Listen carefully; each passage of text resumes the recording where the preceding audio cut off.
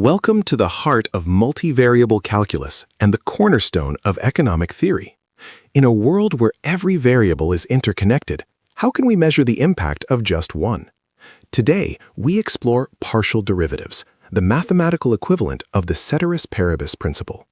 In single variable calculus, we look at how y changes with respect to x, but reality is complex. Imagine the demand for a product like coffee. It doesn't just depend on its price, P. It depends on the price of T, PT, the consumer's income, I, and even the weather, W. To understand the impact of price alone, we need to freeze everything else. The term Ceteris Paribus is Latin for all other things being equal. In mathematics, this is exactly what the partial derivative df dx does. We treat all other variables, say y and z, as constant numbers, effectively slicing through a multidimensional reality to see a single-dimensional truth. Let's look at the formal definition. If we have a function f of xy, the partial derivative with respect to x is the limit as h approaches 0 of x plus hy minus f of xy, all divided by h.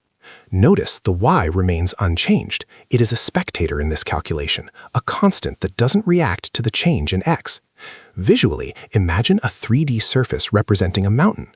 Your elevation, z, depends on your coordinates x and y. If you move strictly east, your change in elevation is the partial derivative with respect to x. We are intersecting the 3D surface with a plane where y is constant, creating a 2D curve where we can calculate a standard slope. In economics, this is vital. Consider a production function Q equals F of LK, where Q is output, L is labor, and K is capital. The marginal product of labor is the partial derivative of Q with respect to L. It tells a manager exactly how much more output they get by hiring one more worker, assuming the number of machines remains exactly the same. Statistical models, specifically multiple linear regression, rely on this.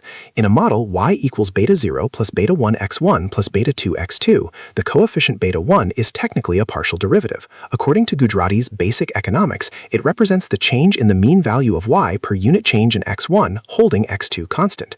Without this, we couldn't isolate the effect of education on wages while controlling for experience. Beyond economics, partial derivatives drive machine learning through gradient descent. To minimize an error function with millions of parameters, we calculate the partial derivative for each weight.